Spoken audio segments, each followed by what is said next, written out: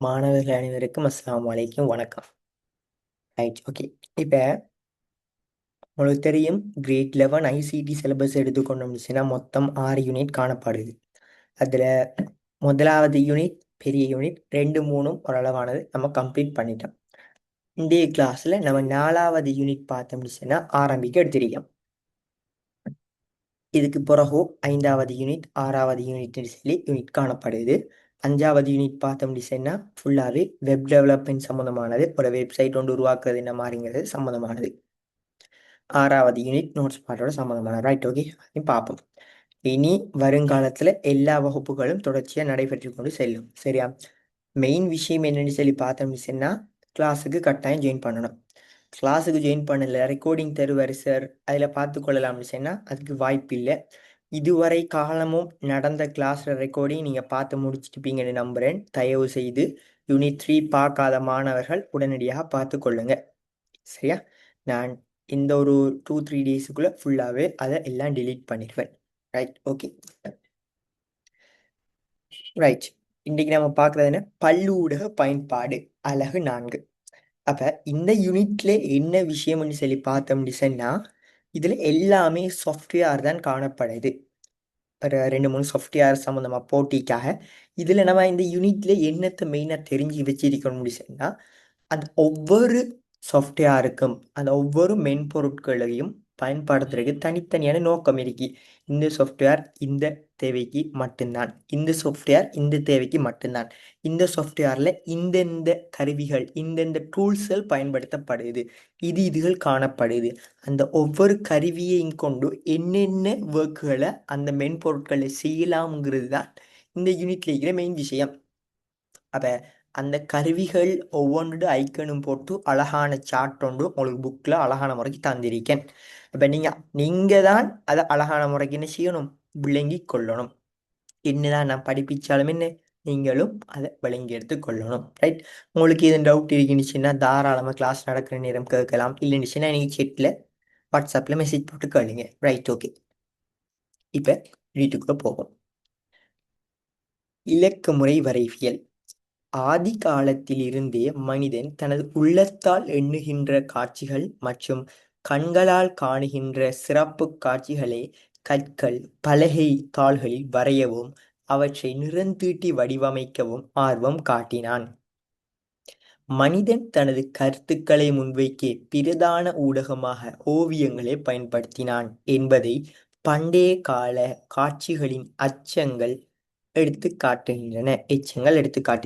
Right, இப்போ நோமலா இப்போ நமக்கிட்டையும் பென்சிலோ pen இருந்தா, கலர் பென்சிலோ நோமலா இது இருந்தா சும்மா நம்ம சித்திரங்கள் கீறுறோம். நம்மளுக்கு என்ன அந்த சந்தர்ப்பத்தில் தோணுதோ அதை கிக்க கீறிடுறோம். இது தானிஞ்சு செல்லுப்படுது. அப்போ இதுகள் எல்லாமே நம்ம ஆதி காலத்தில் இருந்து நம்ம பார்த்துக்கிட்டு வரோம். நீங்கள் ஹிஸ்ட்ரி படிக்கீங்க, அதில் இந்த விஷயங்களை உங்களுக்கு கிளியராக நீங்கள் படிச்சிருப்பீங்க. ஆனால் தொழில்நுட்ப வளர்ச்சியால் கணனி வரையியல் மென்பொருட்களை பயன்படுத்தி மிக இலகுவாக பல்வேறு வரைவுகளை உருவாக்கவும் உருவாக்கப்பட்ட வரைவுகளை தேவைக்கேற்ப ஒழுங்கமைக்கவும் முடியும். அப்ப இங்க என்ன சொல்றான், என்னதான் மனிதர்கள் கஷ்டப்பட்டு டிராயிங்கள் என்னதான் வரைஞ்சாலும் நவீனமான இப்ப இருக்கிற தொழில்நுட்ப வளர்ச்சியால அதிகளவான மென்பொருட்களை பயன்படுத்தி இதுவும் ஆக்க முடியும்ன்ற மாதிரி சொல்லப்படுது. கணனி வரையியல் மென்பொருட்களை பயன்படுத்தி உருவாக்கப்படுகின்ற படம் அல்லது உருவமானது இலக்கமுறை வரைவுகள் என அழைக்கப்படுகின்றன. இந்த பாயிண்ட்ஸ் கட்டாயம் தேவை. படிப்பிக்கிற நேரமே இந்த மாதிரி கேள்வி கேட்பான், என்ன பாயிண்ட்ஸ் என்று செல்லுவன், நீங்க ஞாபகம் வைத்து கொள்ள வேண்டும். இலக்கமுறை வரைவியலின் பிரதான கூறுகள்: முதலாவது படமூலம், அடுத்தது பிரிதிறன், அடுத்தது பருமன், வர்ணம். இப்ப இது பார்க்க சின்ன விஷயமா இருக்கலாம். என்ன, இலக்கமுறை வரைவியலின் பிரதான கூறுகள் 4 எழுதுகன்னு சொன்னா இது நாளையும் என்ன குயிக் எழுதுவீங்க.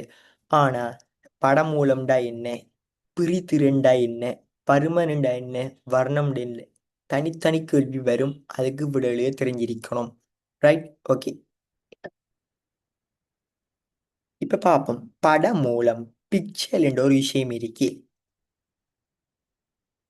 படமூலம் என்பது வெற்று கண்களால் பார்ப்பதற்கு கடினமான மிகச்சிறிய புள்ளியாகும்.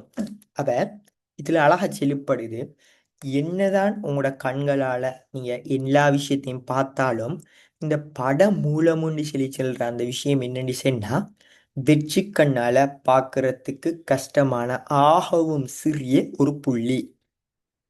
படமூலம்டா என்னன்னு கேட்டா எழுத தெரிஞ்சிருக்கணும். அதற்கு வர்ணம் உண்டு. அவ தனிப்பட்ட ஒரு ஆகவும் சிறிய புள்ளிக்கு நேம் வர்ணம் இருக்காம். படமூலமானது யாதேனும் வர்ணத்தையுடைய மிக சிறிய புள்ளியாகும். படமூலம் என்னென்று வழங்கிக் கொள்ளணும். எம்மால் அவதானிக்கப்படுகின்ற இலக்கமுறை வரைவுகளானது பல்லாயிரக்கணக்கான படமூலங்களை கொண்டு உருவாக்கப்பட்டதாகும். Right, okay.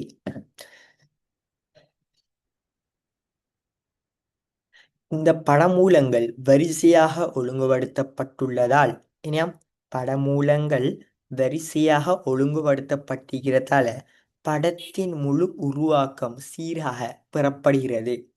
படமூலங்களின் எண்ணிக்கை அதிகமாக இருந்தால் படத்திர தரமும் அதிகரிக்கும். படமூல தகவல்கள் கணனியில் எண்களின் தொகுப்பாக சேமிக்கப்படுவதால் இதனை பிட் படம் எனவும் அழைக்கப்படுகிறது. இதுல 2-3 விஷயம் சொல்லப்படுது, கிளியரா வழங்கிக் கொள்ளுங்க. ரைட், அப்ப இங்க முதலாவது சொல்றான், இந்த படமூலங்களை கொண்டுதான் என்னதான் இருந்தாலும் ஒரு உருவமோ ஒரு படமோ உருவாக்கப்படுது. அதை ஃபர்ஸ்ட்டுக்கு ஞாபகம் வச்சுக்கொள்ளுங்க. என்னத்தால? பட மூலங்களை ஒழுங்கு வரிசைப்படுத்துறதால.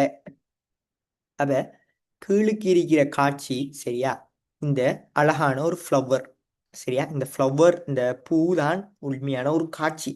இது 3200% பார்த்தோம்னு சொன்னா என்ன செஞ்சிக்கா, ஜூம் பண்ணிக்காக. அந்த ஜூம் பண்ணினது தான் இந்த சைட்ல இருக்கிற அந்த நிறைய கலசலாக காணப்படுற விஷயம். அப்ப நோமலா பார்க்குற நேரம் இன்னும் அழகான ஒரு பூ ஒன்று காட்சி அளிக்குது. அப்ப நம்ம இதை ஜூம் பண்ணி பார்க்குற நேரம் இது ஒரு வேற மாதிரி தோணுது. இப்போ நான் கூட இதை ஜூம் பண்ணி போற நேரம் அது வேற உண்டா போயிட்டு இருக்கும். ஆனா நமக்கு அது கிளியரா பார்க்கல, அதுக்கான கருவிகள் காணப்படுது. Right, okay. அப்ப இதுல நீங்க அழகா பார்க்கலாம், படம் மூலம்னு சொல்லி சொல்றது ஆகவும் ஒரு சிறிய, நீங்க நான் மேலுக்கு பாயிண்ட்ஸ்ல ஆகவும் மிகச்சிறிய புள்ளியாகும் கொண்டு போட்டுட்டீங்க. அதுக்காக வேண்டி இங்கே சதுரத்தலை சார் நீங்க காட்டியிருக்கீங்க, இன்னைக்கு புள்ளிய காணலன்னு கேட்டுறப்போ இதுவும் சும்மா சில்லித்தனமான மடத்தனமான கேள்வி. உங்களுக்கு அழகா காட்டணுங்கிறதுக்காக வேண்டி அழகா அப்படி காட்டிருக்கி.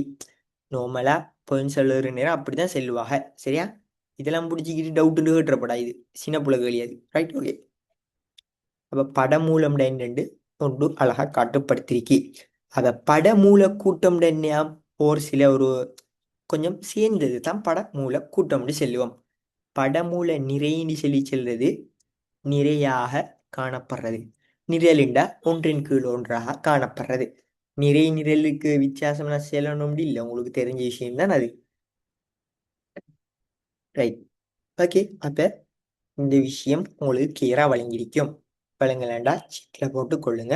விஷயத்தை கொஞ்சம் வாய்ஸ் அப்படி இப்படின்னு இருக்கும், கொஞ்சம் சோமில்லாதல. Right, okay. அடுத்து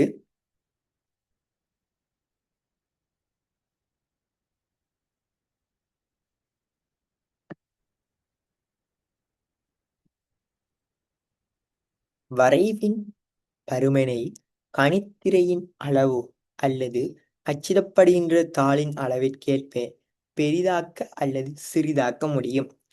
Right? இந்த நிலையிலே ஒரு அங்குலத்திலே உள்ளடக்கப்படும் படமூலங்களின் பெருமானம் மாற்றம் அடைகிறது. பெரிது சிறிதாக்குற நேரம் அது மாற்றம் அடையலாம். குறைந்த படமூலங்களை கொண்ட படிமமானது பெரிதாக்கப்படும் நிலையில் இதன் தரமானது குறைவடைவதனை அவதானிக்கலாம். அப்ப ஒரு சிறிய போட்டோவா இருக்கிற நேரம் இந்த இடது பக்கம் நீங்க பாருங்க, ஒரு பூ காட்சிப்படுத்தப்பட்டிருக்கு. அது தாமரையாக இருக்கலாம். ரைட், ஏதோ ஒரு பூ. அப்ப இந்த இப்ப இடது பக்கம் இருக்கிற போட்டோ நீங்க பார்த்த உடனே ரைட் இது ஒரு பூ ஒன்று தாண்டு குயிக்க வழங்கி கொள்ளலாம். வலது பக்கம் இருக்கிற பூ பார்த்தோம்னு அந்த போட்டோ அதை பெரிதாக்கப்பட்டிருக்கு.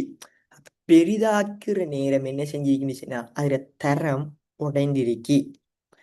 அப்ப இந்த விஷயத்தை நீங்க விளங்கிக் கொள்ளணும். வரைவில் பிரயோகிக்கப்பட்டுள்ள வர்ணம் படமூலம் ஒன்றிலுள்ள பிட்டளவால் வரையறுக்கப்படுகிறது. இனியா, வரைவில் பிரயோகிக்கப்பட்டுள்ள வர்ணம் படமூலம் ஒன்றிலுள்ள பிட்டளவால் வரையறுக்கப்படுகிறது. இது படமூலம் ஒன்றிலுள்ள பிட்டளவு என கருதப்படுகிறது. அதிகளவு பிட்டுக்களை கொண்ட வரைவானது தரத்தால் கூடியதாக காணப்படும்.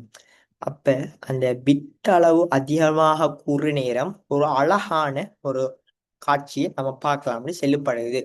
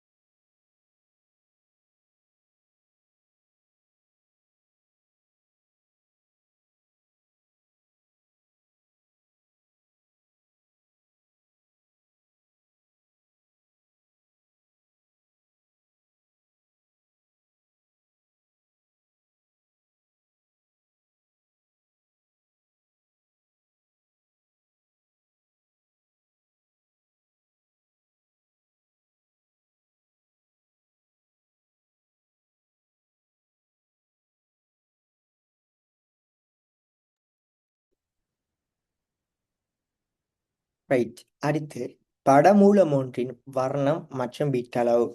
இந்த பிட்டளவுன்னு சொல்லி சொல்றது என்ன, அது எப்படி கால்குலேட் பண்ணப்படுங்கிற விஷயத்த நமக்கு எழுத பார்ப்போம் ஒரு படத்தோட ஒப்புற நேரம். படமூலம் ஒன்றின் பிட்டளவானது குறித்த வரைவில் உள்ள வர்ணங்களை அடிப்படையாக கொண்டே தீர்மானிக்கப்படுகிறது. அப்ப என்னையா, ஒரு படமூலம் ஒன்றிட பிட்டளவு குறித்த வரைவுன்னு சொல்லி சொல்றது அந்த படம் உள்ள வர்ணங்களை அடிப்படையாக கொண்டே தீர்மானிக்கப்படுகிறதாம். அப்ப ஒரு பிட்டள வகை குறிக்கப்படுதுன்னு அந்த வர்ணத்திர அளவு சைவரும் ஒன்று இந்த ரெண்டையும் கொண்டிருக்குமாம். ஒரு பிட்டுன்னு சொல்லி சொல்றது. 2 பிட்டுன்னு சொல்லி சொல்ற நேரம் 0 0 0 1 1 1 1 0 வருமாம். இது என்னண்டு 0 1ங்கிற விஷயம் ஏனது 0 0 1 1 0 1 1 0 நம்பர் 2 அந்த அளவுக்குலாம் நீங்க டீப்பா யோசிக்க தேவையில்லை. ஆனால் வரைபொன்றை அவதானிப்பதால் படமூலம் ஒன்றில் உள்ள வர்ணங்களின் எண்ணிக்கையை தீர்மானிக்க இயலாது. அப்ப இதை வழங்கி கொள்ளுங்களா. இப்ப நீங்க ஒரு போட்டோவை பார்த்த உடனே இதுல என்ன மாதிரி எத்தனை கலர்கள் எட் பண்ணிருக்கின்னு நீங்க கண்டுபிடிக்க இயலா. சரியா? இந்நிலையில் படமூலம் ஒன்றில் உள்ள பிட்டளவினை அடிப்படையாக கொண்டு படம் ஒன்றில் உள்ள வர்ணங்களின் எண்ணிக்கையை கணிக்க முடியும். ரைட். அப்ப என்னையா, ஒரு வரைபொன்ற அவதானிக்கிறதால அந்த வரைவுல என்ன மாதிரி படமூலங்கள் வர்ணங்களை யூஸ் பண்ணிக்காங்கன்னு நம்மளால கணக்கிட முடியாது. ஆனா அதுல எத்தனை அளவு பிட் பயன்படுத்தப்பட்டிருக்கின்று நம்மளுக்கு தெரியுமா இருந்தா கீழே காட்சிப்படுத்தப்பட்டிருக்கிற அந்த 2ன் அடுக்குல பிபிபி சொல்லி சொல்ற படமூலத்துக்கான சமன்பாடை பயன்படுத்தி சூத்திரத்தை பயன்படுத்தி நம்ம கண்டுகொள்ளலாமா. இந்த கேள்வியில பாருங்க, உதாரணம், படம் ஒன்றில் 4 பிட் உள்ளதெனில் படம் ஒன்றில் உள்ள படமூலம் ஒன்றில் உள்ள வர்ணங்களின் எண்ணிக்கை என்னன்னு சொல்லி கேள்வி வருதுன்னு என்னையா கேள்வி. ஒரு படம் ஒன்று இருக்காம், அது 4 பிட் பயன்படுத்தப்பட்டிருக்காம். அப்ப அந்த படமூலத்துல இருக்கிற வர்ணங்கள்ல எண்ணிக்கை என்னன்னு சொல்லி கேட்டா 2ன் அடுக்குல அதை எழுதினா சரி, 2 4. சரியா? அப்ப தரப்பட்டிருக்கிற பிட் நமக்கு 4. அதை நம்ம 2 4 எழுதி அதுல கணக்கு பார்த்தோம்னு சொன்னா 2 4 தரம் பெருக்கிற நேரம் 16 நமக்கு வரும். அப்ப இந்த படத்துல 16 வர்ணங்களை பயன்படுத்தியிருக்காங்க.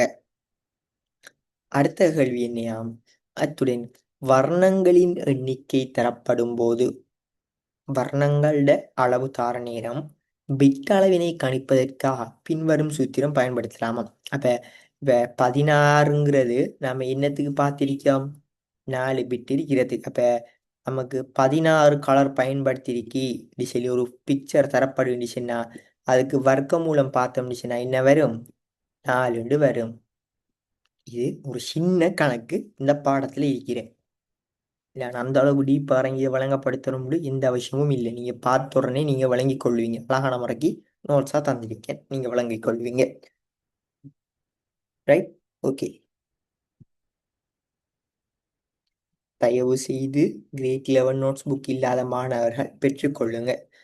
இப்போ ஓலெவல் படிக்கிற நேரம் நோட்ஸ் இல்லை சார் ஷேர் பண்ணிங்கன்னுச்சுனால நான் ஷேர் பண்ண மாட்டேன். ஆனால் புக் என்கிட்ட இல்லைன்னுச்சுன்னா உங்களுக்கு நோட்ஸும் இல்லை. நான் இப்போயே நான் கிளியராக சொல்லிக்கொள்கிறேன். நிறைய திறன் நான் குரூப்பில் போட்டுவிட்டேன். தேவையான மாணவர்கள் பெற்றுக்கொள்ளுங்கண்டு. ஒரு சிலர் இன்னும் வாங்கலை. Right, okay. ரைட், இப்போ இதில் அழகா நீங்கள் பார்த்த தெரியும். ஒரு பிட் அடி சொல்லி செல்றது 2 கலர்களை உள்ளடக்கியிருக்கும். ஏன்? 2 ன் 1 அடுக்கு 2. அப்போ 2 கலர் புக்கில் பிரிண்ட் பண்ணுற நேரம் கலர் வர மாட்டேன். இதில் நீங்கள் அழகான முறையை பார்த்து கொள்ளலாம். அப்போ 4 பிட் அடிச்சுன்னா அங்கே என்ன? 2 ன் 4 16 கலர்கள் இன்க்ளூட் ஆகும். Sorry, 4 bit. சரியா? இங்க பிட் 8 சொல்லி செல்ற நேரம் என்ன? 2 ன் 3. அங்கே பிட் 24 சொல்லி செல்ற நேரம் 2 ன் 24. Right,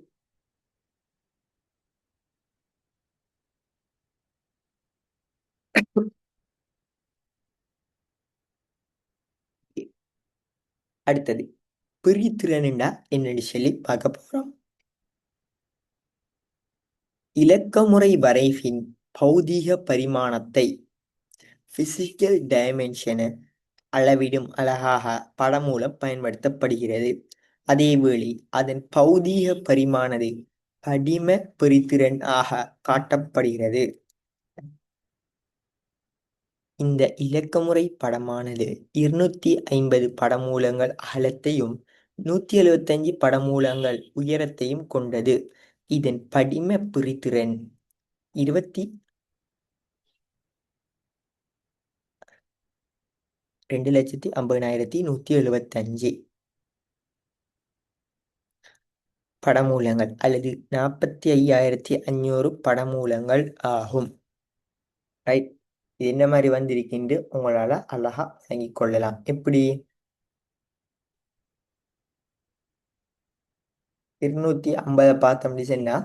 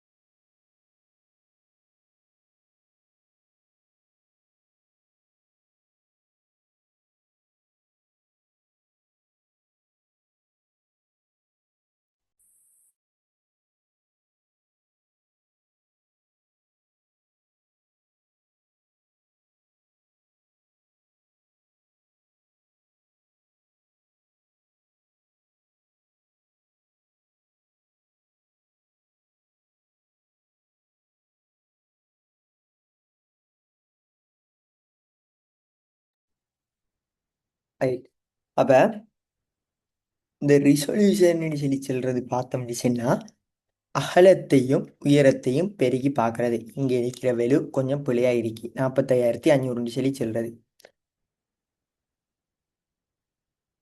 right, okay. அப்ப ஒரு படத்துல ரிசல்யூஷன் காணணும், திருதிரன் காணணும் சொன்னா நம்ம என்ன சொல்லணும் சொன்னா அந்த படத்துல அகலமும் அதுல உயரமும் பிக்சர்ல தந்திருக்குன்னு சொன்னா, இல்லை ஏதோ ஒரு அளவுல தந்திக்குன்னு சொன்னா அதை பெருக்கி நம்ம போட்டோம்னு சொன்னா சரி. ஓகே. அதிக அளவு படமூலங்களையும் உயர் பிரிதிறனையும் கொண்ட இலக்கமுறை படமானது உயர் தரத்தை கொண்டதாக காணப்படும். ரைட், இப்போ ஒரு ஆள் கேட்டிருக்கு ஃபோக்கேன்னு சொல்லி சொல்றது என்னன்னு சொல்லி கேட்டிருக்கு. இப்போ ஃபோக்கேன்னு சொல்லி சொல்றது பார்த்தோம்னு சொன்னா நல்ல குவாலிட்டியான பிக்சரை தான் செல்வோம். அது ரிசல்யூஷன் எல்லாம் நல்ல கூடவா இருக்கும். சரியா? அதுக்காண்டியாக குறைஞ்சதெல்லாம் ஃபோக்கேன்னு சொல்லி சொல்ல மாட்டோம். ஃபோக்கே பிக்சர்னு சொல்லி சொல்றது நல்லா கிளியராக இருக்கிறது. இலக்கமுறை படத்தின் தரமானது ஓர் அங்குல அளவிலுள்ள கிடை அல்லது நிலைக்குத்து படமூலங்களின் எண்ணிக்கை அல்லது ஓர் அங்குல அளவிலுள்ள கிடை அல்லது நிலைக்குத்து புள்ளிகளின் எண்ணிக்கையால் தீர்மானிக்கப்படுகிறது. இது சும்மா ஒரு உங்களுக்கு விளங்குறதுக்குன்னு போட்டிருக்கு. சரியா?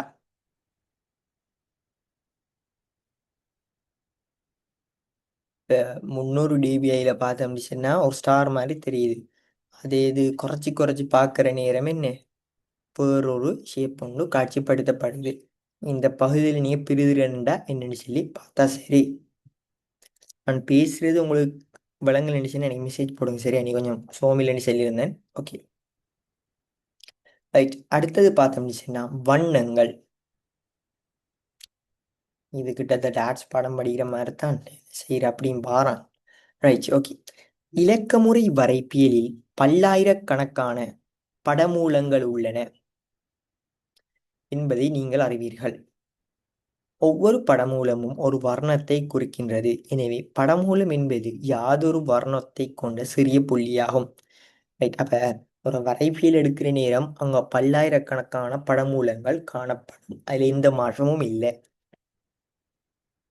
வர்ணங்கள் ஒன்றுடன் ஒன்று சேர்வதால் உருவாக்கப்படுகின்ற சாதாரண மனிதனின் வெற்று கண்களுக்கு புலப்படும் வர்ணங்கள் ஏறத்தாழ 16 மில்லியன்களாக காணப்பட்டாலும் அவற்றை தனித்தனியே வேறு பிரித்து அறிகிறது சிரமமாம்.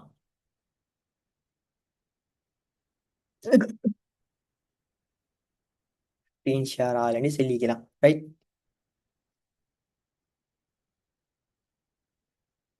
இதுல ப்ரீசிடென்ட் சம்பந்தமானத்துல ப்ரீசிடென்ட் நோட்ஸை கொஞ்சம் பார்த்து கொள்ளுங்க. அதுல அவ்வளோ டீப்பா ஒன்றும் இல்லை. ஓகே, கொஞ்சம் வெயிட் பண்ணுங்க. அதான் சொல்லி முடியட்டு. சரியா?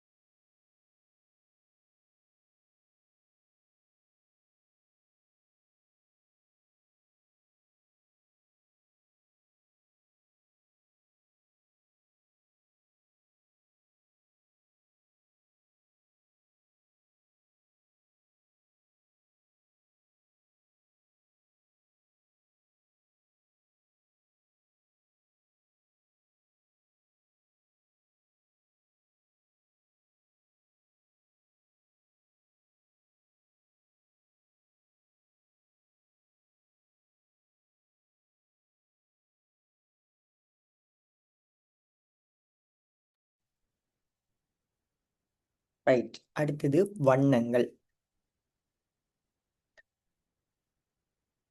இலக்கமுறை வரைவியலில் பல்லாயிரக்கணக்கான படமூலங்கள் உள்ளன என்பதை நீங்கள் அறிவீர்கள். ஒவ்வொரு படமூலமும் ஒரு வர்ணத்தை குறிக்கின்றது. எனவே ஒரு படமூலம் என்பது யாதொரு வர்ணத்தை கொண்ட சிறிய புள்ளியாகும்.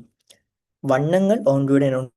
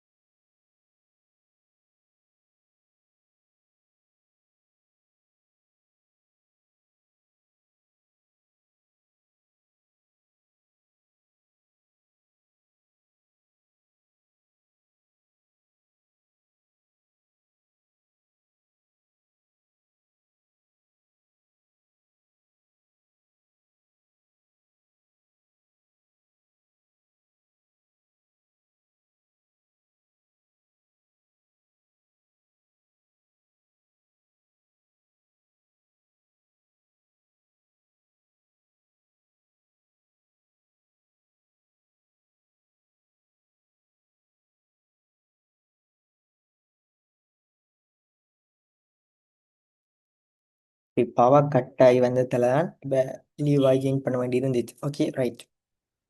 ரைட். அப்ப வண்ணங்கள் சொல்லி சொல்றது பார்த்தோம்னு சொன்னா பார்த்துட்டீங்க. வர்ணங்கள் ஒன்றுடன் ஒன்று சேர்வதால் உருவாக்கப்படுகின்றன. சாதாரண மனிதனின் வெற்று கண்களுக்கு புலப்படும் வர்ணங்கள் ஏறத்தாழ 16 மில்லியன்களாக காணப்பட்டாலும் அவற்றை தனித்தனியே வேறுபடுத்தி அறிதல் சிரமமான செயலாகும். அப்ப எவ்வளவுதான் கலர் இருந்தாலும் அதை தனித்தனியே வேறுபடுத்தி மனிதனால அறிந்து கொள்ள இயலா. இருவகை வர்ண மாதிரியங்கள் பிரதானமாக பயன்படுத்தப்படுகின்றன. முதலாவது ஆர்ஜிபின்னு சொல்லி சொல்றது. அடுத்தது சிஎம்ஒய்கே மாதிரியம்.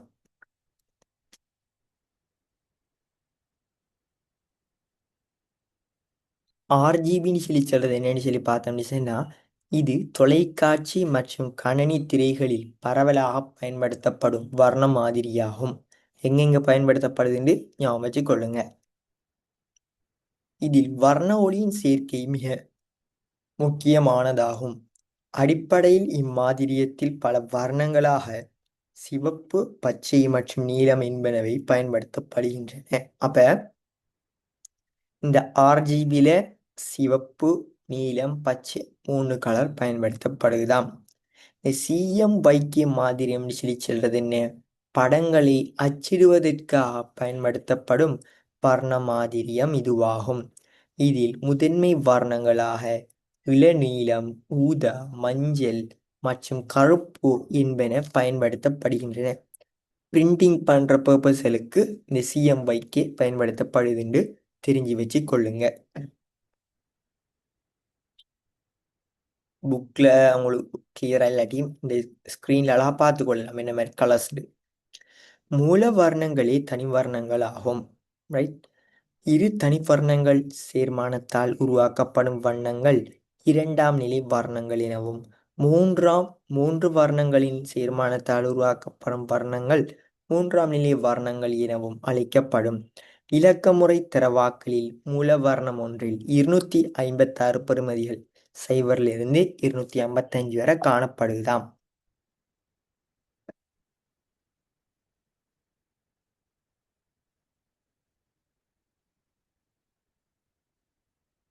இப்போ நீங்கள் கென்வா அதுகள் யூஸ் பண்ணினீங்கன்னு உங்களால் இந்த நம்பர்ஸ்கள் மாறி மாறி சூஸ் பண்ண இயலும். அடுத்தது ஃபோட்டோஷாப் எடிட்டிங் சாஃப்ட்வேர்கள் பயன்படுத்தினீங்கன்னு இந்த கலர்களை நீங்களே கூட்டி குறைச்சி நிறைய டிஃப்ரெண்டான கலர்களை பார்க்கக்கூடியதாக இருக்கும்.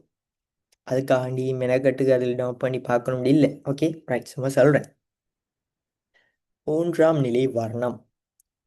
மூன்றாம் நிலை வர்ணம் ஒன்று உருவாக்கப்படும் விதம் கீழே காட்டப்பட்டுள்ளது. இங்கு வீச்சானது இந்த இதுக்குள்ள இருக்கணுமா? இது RGB மூன்றாம் நிலை என அழைக்கப்படுகிறது.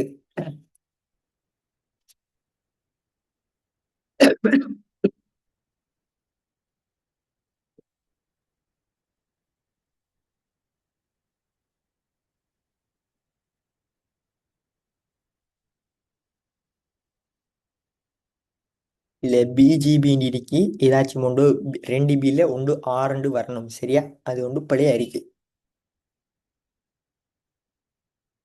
இது சும்மா கூட நீங்க வழங்கி கொள்றதுக்கு தான் சும்மா போட்டுறீங்க, மற்றும்படியில் அவ்வளவு விஷயம் ஒன்றும் இல்லை இதுக்குள்ள. வரைபொன்றின் நெருக்கம், compression ஆஃப் கிராஃபிக்ஸ். வரைவை உருவாக்கும் அடிப்படை அலகு படமூலம். இது நம்ம ஆல்ரெடி பார்த்துட்டோம். வரைவு பார்த்தோம்னு சொன்னா 1000 இல்லாட்டி லட்சம் மில்லியன் பிக்சல்ஸ் சேர்ந்து உருவான காட்சி. ஓகே, சும்மா 2 3 கேள்வி மாதிரி போட்டீங்க. இது வரைவின் பருமன் நிர்ணயிக்கும் அம்சங்கள். இது வரைவு நெருக்கம் என்னன்னு சொல்லி இங்க போட்டீங்கன்னு. வரைவு நெருக்கம் என்பது இழப்பு அல்லது இழப்பில்லா நெறிமுறைகளை பயன்படுத்தி வரைவின் கோப்பு அளவை குறைக்கும் தரவு செயலாக்க முறையாகும். இப்ப நீங்க பார்த்திருப்பீங்களான்னு சொல்லி தெரியா? இப்ப நீங்க வாட்ஸ்அப்ல, சரியா, இப்ப என்ன ஹெச்டின்ற ஒரு விஷயம் எட் பண்ணி போட்டோ ஷேர் பண்றீங்க. இங்க என்ன நடக்குது? அந்த அனுப்புற போட்டோ இழப்பில்லாம அப்படியே சென்ட் ஆகணுங்கிறது தான் நாங்கள் இருக்கிற நோக்கம். நார்மலா நீங்க ஷேர் பண்ணினீங்கன்னு சொன்னா அங்க போட்டோட சைஸ் உடையும். அது உங்களால பார்க்கறதுக்கு டிஃப்ரெண்ட் விளங்க மாட்டா. ஆனா நீங்க வாட்ஸ்அப்ல உங்களோட போட்டோ அனுப்புறதுக்கு முதல் உங்களோட கேலரிக்குள்ளேயோ ஃபைல்ஸுக்குள்ளேயோ போய் அந்த ஃபைல் சைஸை பார்க்கலாம். அதுக்கு பிறகு நீங்க அனுப்பிட்டீங்கன்னு சொன்னா இன்னொரு ஆள்கிட்ட போயிட்டு அதில் ஃபைல் சைஸை பார்த்தா டிஃப்ரெண்ட் இருக்கும். ரெண்டுக்குமே டிஃப்ரெண்ட் இருக்கும். அதுலேயே உங்களால் வழங்கி கொள்ளக்கூடியதாக இருக்கும். அப்ப இழப்பு வச்சும் அனுப்பலாம், இழப்பில்லாமலும் பகிரலாம். அப்ப இங்க நம்ம பார்க்கறது என்ன? அதைத்தான் நெருக்கம் என்று சொல்லி சொல்றது. வரைவு நெருக்கம் என்ன? வரைவு நெருக்கம் என்பது இழப்பு அல்லது இழப்பில்லா நெறிமுறைகளை பயன்படுத்தி வரைவின் கோப்பு அளவை குறைக்கும் தரவு செயலாக்க முறையாகும். இந்த வரைவு நெருக்கம் ஏன் தேவைப்படுன்னு சொல்லி பார்த்தோம்னு சொன்னா, பெரிய அளவிலான வரைவு கோப்புகளை சேமிக்கவும் பரிமாறவும் ஏற்படும் கடினத்தன்மையை குறைக்க தேவையாகிறது. இப்ப உங்களுக்கு நான் நார்மலா ஒரு PDF ஃபைல் பார்த்தோம்னு சொன்னா எப்படியும் ஒரு 10 MB 20 MB 30 MB இருக்கும், சரியா? நான் இந்த டியூட் இந்த புக்ஸ்ட ஃப்ரண்ட் கவர் டிசைன் இருக்குதானே, அது நீங்க நேரடியா பார்த்து எவ்வளவு அழகா இருக்குன்னு சொல்லி உங்களுக்கு தெரியும். அப்ப அது உருவாக்குறதுக்கு அதிகளவான நிறங்களும் டிசைன்ஸும் ஃபோட்டோஸும் அங்க பயன்படுத்தப்பட்டிருக்கு. இத அவங்க என்ன சாஃப்ட்வேர்ல எடிட் பண்ணாங்கன்னு எனக்கு தெரியாது, நான் கொடுத்து தான் எடிட் பண்ணினேன். அது ஃபோட்டோஷாப்பா இருக்கலாம், அப்படி இல்லைன்னா நிறைய சாஃப்ட்வேர் காணப்படுது. ஆனா எனக்கு அந்த ஃபைல் வந்த நேரம் அது 420 MBயோ சம்திங் இதுதான் அதிகளவான எம்பி. நான் குயிக்காக டவுன் பண்ணி எடுக்கல. ஏன் அது அவ்வளவு அங்க படமூலங்கள் வர்ணங்கள் எட்டானத்தால அதோட சைஸ் என்ன செய்யுது, கூட்டுப்பட்டுட்டு. ஆனா அவங்க நினைச்சா பார்த்தோம்னு என்ன செய்யலாம், அதை compress பண்ணி அதை இந்த இந்த நெருக்கத்துக்கு உள்ளாக்கி எனக்கு என்ன செய்யலாம், ஃபைலை குறைச்சு அனுப்பலாம். அப்படி அவ அனுப்பினாண்டு என்ன செய்யும், அந்த கலர் டிசைன் எல்லாம் என்னதான் அவ அழகா செஞ்சிருந்தாலும் எனக்கு அனுப்பின என்ன நடக்கும், அது உடைஞ்சி கிளியர் இல்லாத தன்மையா எனக்கு வந்து சேரும். அப்ப நான் அதை பிரிண்ட் போட்டேன்டா கொஞ்சம் கிளியர் இல்லாம கலங்கின மாதிரி ஏதோ மாதிரி வரும். அவங்க என்ன செஞ்சுக்காங்க, எனக்கு டிரெக்டா அந்த ஒரிஜினல் ஃபைல் அனுப்பிக்க, அதெல்லாம் என்ன எம்பி கூட. அப்ப என்னதான் நம்மட ஒரு ஃபோட்டோவிலையோ ஒரு ஒரு உருவிலையோ பிக்சர்ஸ் கூடிக்கிட்டு போக போக என்ன செய்யும், அதில் கொள்ள அளவும் கூடிக்கிட்டு போகுங்கிறதா நெஞ்சு சொல்ல வாரேன். எவ்வளவோ நீங்க டிசைன் பண்ணீங்களோ அதுக்கேற்ற மாதிரி கொள்ள அளவும் கூடும். உயர் தீர்மானம் மற்றும் அதே படமூலங்களை கொண்ட படிமங்கள் பெரிய கோப்பு அளவை கொண்டிருப்பதால் அவற்றை நேரடியாக சேமிப்பதும் இணையத்தில் பரிமாறுவதும் சிரமமாகும். நான் சொல்லி போட்டே போயின்ஸ் சின்னத்தெல்லாம் உங்களுக்கு வழங்கும். இதனை தவிர்க்க வரைவு நெருக்கம் மூலக்கோப்பு அளவை குறைத்து செயல்திறனை மேம்படுத்தும். இப்ப இந்த நெருக்கத்துக்கு உள்ளாக்குற நேரம் என்ன சைட், இப்ப அதுக்கு சாஃப்ட்வேர் இருக்கு, அதில் அந்த ஃபைலையோ ஃபோட்டோயோ போட்டு கம்ப்ரெஸ் பண்ணிடுச்சுன்னா ஃபைல் சைஸ் குறையும். ஃபைல் சைஸ் குறைஞ்சா குவாலிட்டி குறையும். அதை நீ விளங்கிக்கொண்டா சரி.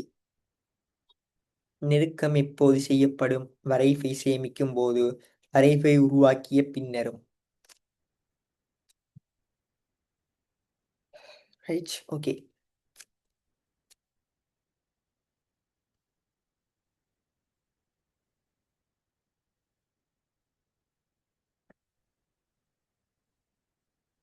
நெருக்க வகைகள். முதலாவது பாதிப்படையும் நெருக்கம், லொசி கம்ப்ரெஷன். தயவு செய்து இந்த ரெண்டு வகையான நெருக்கத்தும் கட்டாயம் கிளியரா தெரிஞ்சிருக்கணும். இதுக்கிடையில இருக்கிற வித்தியாசம் என்னங்கிறதெல்லாம் தெரிஞ்சிருக்கணும்.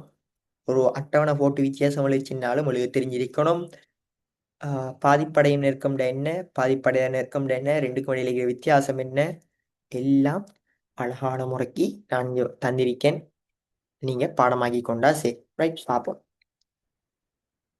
பாதிப்படையும் நெருக்கம் என்பது வரைவை சுருக்கும் போது அதன் தரத்தில் ஓரளவு இழப்பு ஏற்படும். அழகா தந்திருக்கேன். நெருக்க முறையாகும். சுருக்கத்திற்கு பிறகு உண்மையான காட்சி முழுமையாக மீட்க முடியாது. அழகா இருக்க மாட்டோம், அவ்வளவா. அப்ப பாதிப்படை நெருக்கம் செஞ்சோம் என்ன நடக்குமாம்? தரம் ஓரளவு விளக்கம் சுருக்கமாகுமாம், கொஞ்சம் சுருக்கமாகும். கோப்பு அளவு மிக குறையும். மீள திறக்கும் போது உண்மை காட்சி கிடைக்காது. இணைய பரிமாற்றத்திற்கு பொருந்தும். ஏன் என்று சொன்னா நம்ம கம்பரைஸ் பண்ணினத்துல ஃபைல் சைஸ் குறைஞ்சிடும்.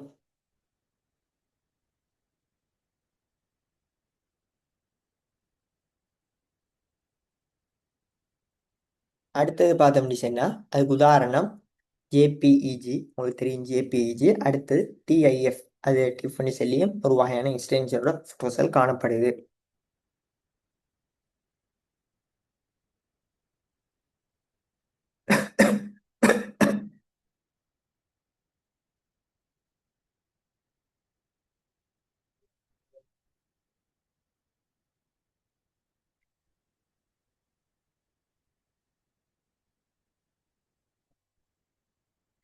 ஒரு ஆள் கேட்டிக்கு என்னன்னு சொல்லி பார்த்தோம்னு சொன்னா ஜிப் ஃபைல் ஷேர் பண்ணினோம்னு சொன்னா அது உடையுமா உடையான்னு சொல்லி கேட்டிக்கு. முதலாவது அதை சொல்றேன். என்ன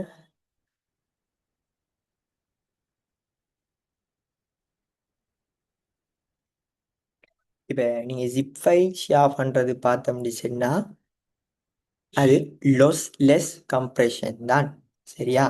ஏன்னு சொன்னா நீங்கள் அது ஷேர் பண்ணுற நேரம் அதில் எந்த பாதிப்பும் ஏற்படாது. இப்போ நம்ம ஏன் ஜிப் ஃபைல் பயன்படுத்துகிறோம்னு சொன்னா அந்த ஃபைலை நம்ம டிரெக்டாக சுருக்காம ஒரு ஃபோல்டருக்குள்ள எல்லாத்தையுமே போட்டுட்டு அந்த ஃபோல்டரை தான் என்ன செய்ய போகிறோம்? ஜிப் ஃபைலை மாற்ற போகிறோம். அந்த சந்தர்ப்பத்தில் உங்களோட ஃபைல் அந்த ஃபோல்டருக்குள்ளே இருக்கிற எதுவுமே பாதிப்படையாது. ஃபோட்டோவாக இருந்தால் கூட நீங்கள் உங்களோட ஃபோல்டரை தான் சைஸை குறைப்பீங்க. ரைட், ஒரு நல்ல கேள்வி. எல்லாரும் ஞாபகம் வச்சு கொள்ளுங்க. ஜிப் ஃபைல் லொஸ்லெஸ் கம்ப்ரெஷன் அடுத்து பார்க்க போகிறதுக்குள்ள தான் உள்ளடங்கும். ரைட், பாதிப்படையும் நெருக்கத்துக்கு சிறப்பம்சம் என்ன? தரவிறக்க வேகம் அதிகரிக்கும். சேமிக்கிறதுக்கு இடம் குறைவோ? புகைப்பட அடிப்படையிலான படங்களுக்கு பரவலாக பயன்படுத்தப்படுமா? அடுத்தது பாதிப்படையாத நெருக்கம், லொஸ்லெஸ் கம்ப்ரெஷன். பாதிப்படையாத நெருக்கம் என்பது வரைவின் கோப்பு அளவை குறைத்தாலும் எந்த தர இழப்பும் ஏற்படாத நெருக்க முறையாகும். சுருக்கத்திற்கு பிறகு உண்மையான காட்சி முழுமையாக மீண்டும் பெற முடியும். இங்கே எந்த தரவு இழப்பும் நடைபெறாது. மீளத்திருந்தாலும் உண்மையான தோற்றம் கிடைக்கும். தொழில்முறை வடிவமைப்புக்கு பொருத்தமானது. உதாரணம் ஜிஐஎஃப், PNG, இதெல்லாம் ஃபோட்டோஸ்களில் ஃபார்மட். சரியா? ஃபோட்டோஸில் ஃபார்மட் ஞாபகம் வச்சுக்கொள்ளுங்க. இதுக்குள்ளே என்ன வருது, அதுக்குள்ளே என்ன வருது. தரம் 100% பாதுகாப்படையும். அளவு குறைவாகும், ஆனால் மிக அதிகமாக இல்லை. இது ஒரு சின்ன படமாக காட்சிப்படுத்தப்பட்டிருக்கு. இதுவரைக்கும் பார்த்ததுல உங்களுக்கு எதுவும் டவுட் இருக்குன்னுச்சுன்னா நீ மெசேஜில் போடுங்க. இல்லை நம்ம பார்த்தது கிளியர் தான் என்னம்மான்னு சொல்லி போடுங்க. உங்களுக்கு விளங்கிட்டா படித்தது என்னம்மா இன்னைக்கு ஒரு செட்டில் ஒரு மெசேஜ் ஒன்று தாங்க ஆகும்.